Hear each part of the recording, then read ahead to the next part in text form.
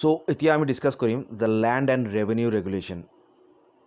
ভূমি আৰু যিটো ৰাজহ বিভাগৰ যিটো ৰেগুলেশ্যন আছিলে নিয়মাৱলী সেইবিলাক ডিছকাছ কৰিম। Up to the year 1886, Sylhet proper was under the operation of the old Bengal regulations and the other enactments relating to land and revenue which were in force in that province. So 1886 1886লৈকে Sylhet যিটো মানে এতিয়া বাংলাদেশত আছে, সেইটো অসমৰ লগত তেতিয়া আছিলে। এইটো মানে 1886লৈকে মানে 1886লৈকে চিলেটৰ যিটো লেণ্ড ৰেভিনিউ যিটো আছিলে সেইটো মানে অল্ড বেংগল ৰেগুলেশ্যনৰ লগতে আছিলে। মানে বেংগলৰ যিটো মাটিৰ যিটো নিয়মাৱলী আছিলে সেই হিচাপে চলিছিলে চিলেটত। And the other enactments relating to land and revenue which were in force in that province. আৰু যিবিলাক মানে বাকী যি বেলেগবিলাক লেণ্ড ৰেভিনিউ ৰেগুলেশ্যন আছিলে চিলেটত, মানে বেংগল ৰেগুলেশ্যন, বেংগল ৱেষ্ট বেংগল বা বেংগলৰ যিবিলাক ৰুলছ ৰেগুলেশ্যন আছিলে তাতে সেইখিনি প্ৰযোজ্য আছিলে। তাৰমানে প্ৰায় মানে বেংগলৰ পাৰ্ট হিচাপে আছিলে up to 1886. In the Jaintia Parganas and Kachar, and also though to a less extent in Gwalpara, the general tenor of these enactments was followed, but they were not treated as actually in force. এতিয়া চাওক, এইটো যিটো মানে বেংগল যিটো rules regulation আছিলে এইটো মানে জৈন্তিয়া পৰগনা যিটো মানে কাছাৰৰ লগত যিটো জৈন্তিয়া হিলছ বা জৈন্তিয়া পৰগনা যিটো এৰিয়া এলেকা আছিলে সেইখিনি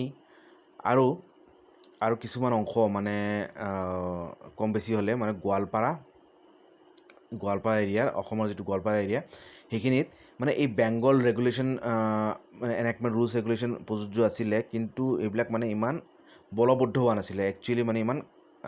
কাৰ্যকৰী হোৱা নাছিলে। মানে কিন্তু ৰুল ৰেগুলেশ্যনটো চলি আছিলে কিন্তু অফিচিয়েলি বা চৰকাৰীভাৱে কাৰ্যকৰী হোৱা নাছিলে। In the Brahmaputra Valley, excluding Gwalpara, the settlements rules of the Board of Revenue had been replaced by local rules. কিন্তু এই ব্ৰহ্মপুত্ৰ ভেলী এইখিনি আছিলে কাছাৰ আৰু গোৱালপাৰা জিলাৰ আৰু জৈন্তিয়া পৰগনাছ। কিন্তু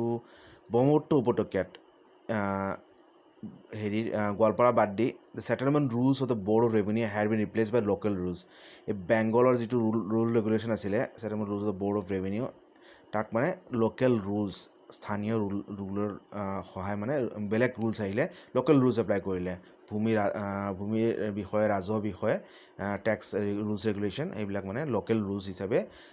প্ৰযোজ্য হ'ল, বলবদ্ধ হ'ল। In other aspects the spirit of the Bengal regulation was followed, but only so' far as the officers concerned consider them to be suitable to local conditions. এইটো বৰ্ড অফ ৰেভিনিউ যিটো rules of the board of revenue যিটো আছিলে সেইটো মানে replace কৰিছিলে মানে local rules. কিন্তু তাৰ বাহিৰে যিবিলাক মানে ৰাজহ বিষয়ৰ বাদ দি যিবিলাক বেলেগ মাটিৰ সম্বন্ধীয় যিবিলাক ৰুল ৰেগুলেশ্যন আছিলে সেইবিলাক মানে বেংগল ৰেগুলেশ্যন ফ'ল' কৰা হৈছিলে। কিন্তু সেইখিনিয়ে ফ'ল' কৰা হৈছিলে যিমানখিনি মানে স্থানীয় বিষয়াসকলে ভাবিছিলে যে তাৰ কাৰণে প্ৰযোজ্য বা সেইখিনি এৰিয়াৰ কাৰণে মানে লোকেল স্থানীয় যিখিনি কণ্ডিশ্যন আছে তাৰ কাৰণে এইখিনি ৰুল এপ্লাই কৰিলে ভাল হ'ব। সেই অনুপাতে মানে বেংগল ৰেগুলেশ্যনছ ফ'ল' কৰা হৈছিলে। মানে বিষয়ৰ ওপৰত ডিপেণ্ড কৰিছিলে তেওঁ কোনখিনি নিয়ম ফ'ল' কৰিব তেওঁৰ এৰিয়াত আৰু কোনখিনি ৰুল তেওঁ বাদ দিব। The state of doubt and uncertainty arising from this state of affairs was removed by the enactment in 1886 of the Assam Land and Revenue Regulation. এই চাওক, কিছুমান এৰিয়াত অসমৰ Bengal rules and regulations follow' কৰা হৈছিলে, যেনেকুৱা পাৰ্ট অফ কাছাৰ, জৈন্তিয়া পৰগনাছ, তাৰপিছত চিলেট আৰু কিছুমান গোৱালপাৰা এৰিয়া, কিছুমান গোৱালপাৰা জিলাৰ কিছুমান এৰিয়াত। কিন্তু এনেকুৱা আকৌ ব্ৰহ্মপুত্ৰ ভেলীত স্থানীয় ৰুল প্ৰযোজ্য আছিলে। বিষয়াসকলে যিটো ভাল বুজিছিলে সেইটো ৰুল এপ্লাই কৰিছিলে। এই যিটো আনচাৰ্টেইনিটি মানে এই যিটো মানে অনিশ্চয়তা আছিলে যিবিলাক নিয়মাৱলী কি নিয়মৰ প্ৰযোজ্য হ'ব, তাৰ ফলত কি হৈছিলে 1886 চনত মানে কি হ'ল Assam land and revenue regulation সেইটো মানে পাছ কৰা হ'ল। Assam Land and Revenue Regulation, which has been brought into force in all the plains districts of the province and contains all the necessary provisions of the revenue law of Bengal, which it repeals so far as Assam is concerned.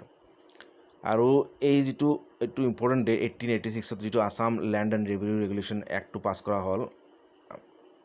এইটো কি হ'ল এইটো বলবদ্ধ কৰা হ'ল যিখিনি মানে plains সমতল area আছিলে প্লেইনছ ডিষ্ট্ৰিক্টছ অসমৰ যিবিলাক পাহাৰুৱা ডিষ্ট্ৰিক্ট বাদ দি প্লেইন ডিষ্ট্ৰিক্টত মানে এইটো বলবদ্ধ কৰা হ'ল ব্ৰহ্মপুত্ৰ উপত্যকা এণ্ড ইয়াতে কি আছিলে and contains all the necessary provisions of the revenue law of Bengal কিন্তু যিটো Assam land and revenue regulation আছিলে তাৰ মানে বেংগলত প্ৰযোজ্য হোৱা যিখিনি মানে ৰাজহ বিষয়ৰ যিবিলাক ৰুলছ ৰেগুলেশ্যন আছিলে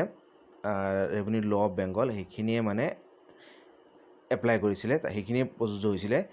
wish it repeals so' far as Assam is concerned মানে অকল মানে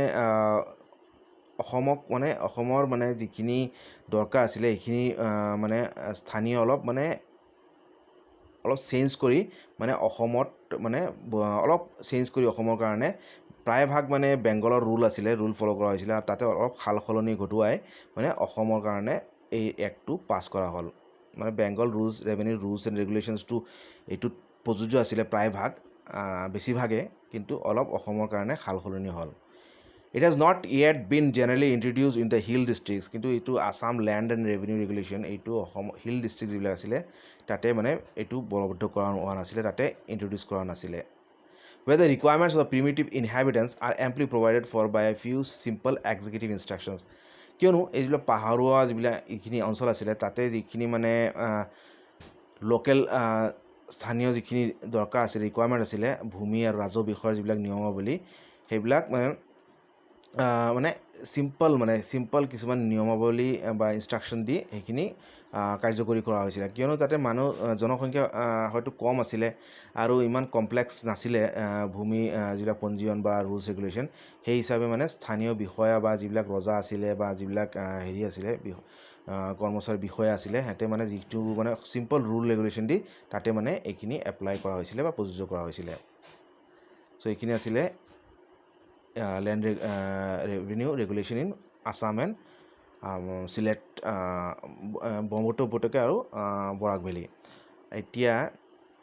নেক্সট আমি ডিছকাছ কৰিম ষ্টেডি ইম্প্ৰুভমেণ্ট ইন কমিউনিকেশ্যনছ মানে যিবিলাক কমিউনিকেশ্যন ছিষ্টেম যিটো অহা যোৱা যিটো ব্যৱস্থা এইটো মানে অসমত সেই সময়ত খুব বেয়া আছিলে সেইটো মানে ইংৰাজে বহুতখিনি কৰিলে ৰাস্তা ঘাট ৰেলৱে ষ্টিমাৰ ছাৰ্ভিচ এইবিলাক ভাল কৰিলে তো সেইখিনিৰ বিষয়ে অলপ আমি ডিছকাছ কৰিম এতিয়া When Mill visited Assam in 1853, ইংৰাজ বিষয়া মিল যেতিয়া মানে অসমত আহিলে ভ্ৰমণ কৰিলে 1853 চনত 1853 কাৰ্টছ এণ্ড কেৰেজেছ ৱে আননোন যিবিলাক মানে গৰু গাড়ী কাৰ্ট কেৰেজেছ মানে যিবিলাক ঘোঁৰা গাড়ী বা গৰু গাড়ী এইবিলাক মানে অসমত নাছিলে কিয়নো অসমৰ ৰাস্তা ইমানে বেয়া আছিলে মানে ৰোডছ ৱেৰ ফিউ এণ্ড বেড মানে ইমান কম ৰোড আছিলে আৰু ইমান বেয়া আছিলে যে ইয়াতে মানে গৰু গাড়ী বা ঘোঁৰা গাড়ী চলা প্ৰায় অসম্ভৱ আছিলে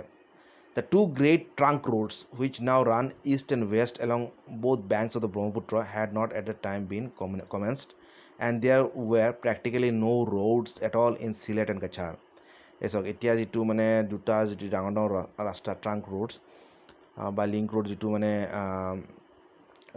ৰান ইষ্ট এণ্ড ৱেষ্ট মানে এটা মানে পশ্চিম ফালে যায় এটা যিটো মানে পূবফালে যায় এইটো হ'ল এটা পূবফালে এটা পশ্চিম ফালে বহুত বেংকছ ব্ৰহ্মপুত্ৰ যিটো দুপাৰা যিটো মানে ৰাস্তা ডাঙৰ যিটো ট্ৰাংক ৰোড আছে সেইটো সেই সময়ত নাছিলে মানে ইংৰাজ অহাৰ আগতে তাতে মানে এইটো বনোৱা হোৱা নাছিলে আৰু there pretty no' roads at all in Sylhet and Cachar মানে যিটো মানে চিলেট জিলা আৰু কাছাৰ জিলাত কোনো ৰাস্তাই নাছিলে মানে ইয়াতে আমি প্ৰমাণ পাওঁ যে কিমান মানে পিছপৰুৱা আছিলে জেগাবিলাক আৰু মানে ইমান ডেভেলপমেণ্ট ইমান কম আছিলে In recent times, great progress has been made. A regular public works department was established in the year 1868. এটা আৰু এটা ইম্পৰ্টেণ্ট ডেট পাওঁ আমি যিটো PWD ৰেগুলাৰ যিটো PW পাব্লিক ৱৰ্কছ ডিপাৰ্টমেণ্ট অসমত কেতিয়া মানে স্থাপনা কৰা হৈছিলে was established in the year 1868 চনত 1868 and in 1880 local boards were created for the management of affairs of local interest আৰু 1880 চনত লোকেল বৰ্ডছ ক্ৰিয়েট কৰা হ'ল স্থাপনা কৰা হ'ল for the management of affairs of local interest যিবিলাক স্থানীয় যিবিলাক গোচৰ আছিলে বা ইণ্টাৰেষ্ট আছিলে বিষয় আছিলে সেইবিলাকৰ মেনেজমেণ্টৰ কাৰণে লোকেল বৰ্ডছ বনোৱা হ'ল 1880 চনত এইটো আৰু এটা ইম্পৰ্টেণ্ট ডেট PWD 1868 আৰু local boards 1880 and were placed in charge of all roads of purely local importance. আৰু এই দুটা যিটো PWD আৰু local boards যিটো বনোৱা হ'ল সিহঁতৰ কি চাৰ্জ দিয়া হ'ল সিহঁতক মানে placed in charge of all roads of মানে যিমানখিনি ৰাস্তা আছিলে যিবিলাক স্থানীয় যিবিলাক লোকেল মানুহৰ যিবিলাক দৰকাৰী যিবিলাক ইম্পৰ্টেঞ্চ বা অসম বা বৰাক ভেলী বা ব্ৰহ্মপুত্ৰ উপত্যকাৰ যিখিনি ৰাস্তা আছিলে তাৰ মানে পৰ্যবেক্ষণ বা মেনেজমেণ্টৰ কাৰণে এই দুটা বৰ্ডছ মানে ইংৰাজ চৰকাৰে সৃষ্টি কৰিলে To provide the funds for the requirements, they were given half the proceeds of local rate of 1/16 the annual. আৰু এই দুটা বৰ্ড যিটো PWD আৰু লোকেল বৰ্ড যিটো মানে স্থাপনা কৰিছিলে মানে এইটো মানে যিবিলাক মানে সিহঁতৰ কাৰ্যবিলাক মানে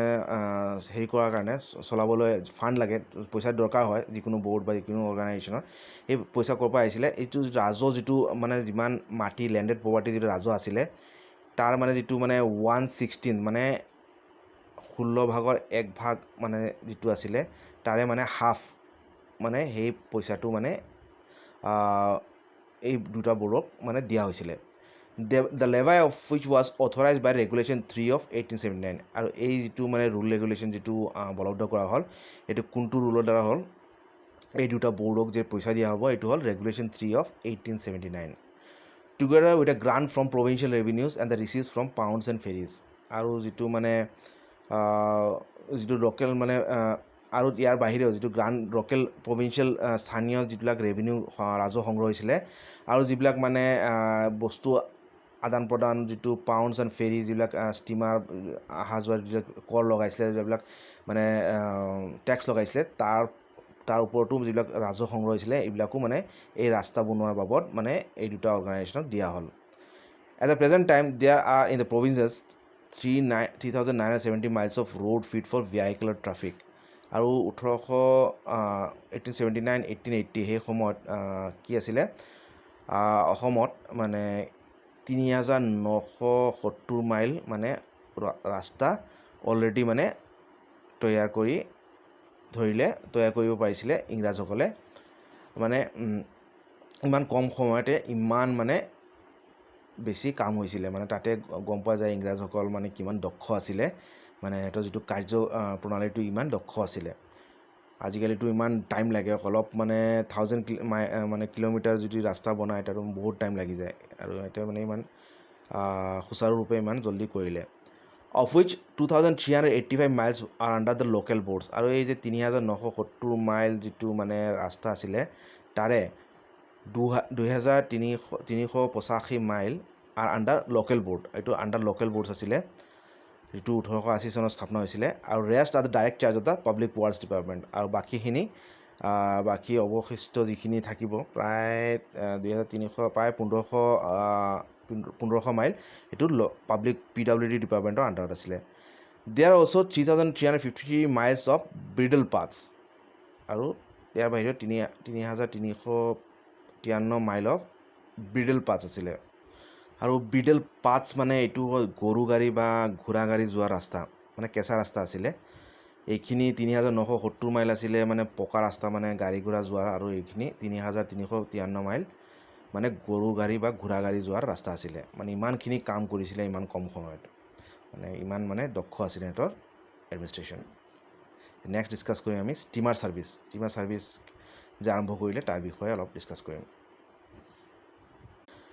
In 1847, a steamer service on the Brahmaputra River was established by government. এইটো আৰু এটা ইম্পৰ্টেণ্ট ডেট আমি পাওঁ 1847 চনত ব্ৰহ্মপুত্ৰৰ ওপৰত প্ৰথম ষ্টিমাৰ ছাৰ্ভিচ আৰম্ভ কৰিলে ইংৰাজসকলে ষ্টাৰ্ট কৰিছিলে 1847 চনত মানে স্বাধীনতাৰ প্ৰায় 100 বছৰ আগতে ষ্টিমাৰ ছাৰ্ভিচ আৰম্ভ হৈছিলে ব্ৰহ্মপুত্ৰ নদীত But the boats ran only at uncertain intervals and they did not proceed beyond Guwahati. কিন্তু এই যে ষ্টিমাৰ ছাৰ্ভিচ আছিলে এইটো মানে কোনো টাইম টেবুল নাছিলে মানে যেতিয়া তেতিয়া আৰম্ভ হৈছিলে আৰু গুৱাহাটীৰ বাহিৰে আৰু বেলেগ ক'ৰবাত যোৱা নাছিলে মানে গুৱাহাটী অতিক্ৰম কৰি আগলৈ যোৱা নাছিলে Amongst the documents appended to Mill's report is a petition by the Assam Company in which it is prayed that a regular service be established running monthly as far as Guwahati and in alternate months the whole way to Dibrugarh. এতিয়া উজনি অসমত মানে লৈকে যোৱা নাছিলে, হয়তো কলিকতাৰ পৰা অকল মানে গুৱাহাটীলৈকে এই সীমাবদ্ধ আছে ষ্টিমাৰ ছাৰ্ভিচটো। কিন্তু মিলৰ মানে এটা আছাম কোম্পানীয়ে এটা মানে দৰখাস্ত কৰিলে ইংৰাজ বিষয়া মিলক যে